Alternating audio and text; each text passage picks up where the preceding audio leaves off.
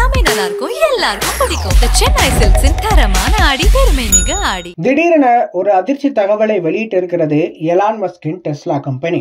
உலக பணக்காரர்களில் ஒருவரான Elon Musk Tesla மற்றும் ஸ்பேஸ் எக்ஸின் தலைமை பொறுப்பில் இருக்கிறார். அதாவது பிரெஞ்சு தொழிலதிபர் பெர்னார்ட் அர்னால்ட் மற்றும் எலான் மஸ்க் ஆகிய இருவருமே உலக பணக்காரர்கள் பட்டியலில் மாறி மாறி முதலிடம் பிடித்து வருகின்றனர். அந்த வகையில் உலகின் மிக பணக்காரர்களில் ஒருவரான எலான் மஸ்க் தலைமையில் டெஸ்லா, ஸ்பேஸ் எக்ஸ், நியூராலிங்க், எக்ஸ்தலம் உள்ளிட்ட நிறுவனங்கள் செயல்பட்டு வருகிறது. இதில் எலக்ட்ரிக் வாகன உற்பத்தியில் டெஸ்லா நிறுவனம் உலகளவில் முன்னணியில் உள்ளது. அதிலும் ட்விட்டர் நிறுவனத்தை எலான் மஸ்க் வாங்கிய நாளிலிருந்தே தினந்தோறும் ஏதோ ஒரு காரணத்திற்காக அவரது பெயர் மீடியாவில் பரபரப்பான செய்திகளாக வெளிவருகின்றன.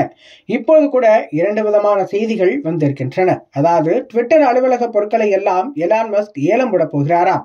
ட்விட்டர் பறவை, ஒரு ப்ரொஜெக்டர், ஐமேக் டிஸ்பிளே, காஃபி எந்திரங்கள், நாற்காலிகள், ஃப்ரிட்ஜ், பீட்சா மேக்கர் இப்படி கிச்சன் பொருட்கள் அனைத்தும் ஏலம் விடப்படும் என்று அறிவிப்பு வெளியாகி இருக்கிறது. இந்த ஏலம் வரும் ஜனவரி மாதத்தில் 2 நாட்கள் நடைபெறும் என்றும் இந்த ஏலத்தை முன்னணி ஏல விற்பனை நிறுவனம் ஒன்று மேற்கொள்ள உள்ளதாகவும் தகவல் வெளியாகியுள்ளது. $25 முதல் $50 விலையிலிருந்து ஏலம் தொடங்குமா. சுமார் $1 பில்லியன் அளவுக்கான செலவுகளை குறைக்க வேண்டும் என்பதற்காக எலான் மஸ்க் ட்விட்டர் நிறுவன குழுவினரிடம் சொல்லியிருக்கிறாராம். அவர்களும் நிறுவனத்தின் கிளவுட் சேவை தொடங்கி செலவுகளை குறைக்க பல்வேறு நடவடிக்கைகளை மேற்கொண்டு வருவதாக தெரிகிறது. அதனால்தான் இப்படி ஒரு ஏல விற்பனையை நடத்த போகிறார்களாம்.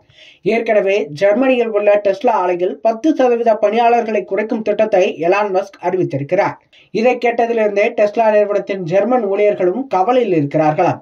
ஏற்கனவே பணி பாதுகாப்பு, குறைவான ஊதியம் போன்ற பிரச்சனைகள் ஊழியர்கள் எதிர்கொண்டு வரும் நிலையில் பணியாளர்களை குறைக்கப் போகும் திட்டத்தையும் எலான் மஸ்க் கையில் எடுக்கப் போவதாக தெரிகிறது.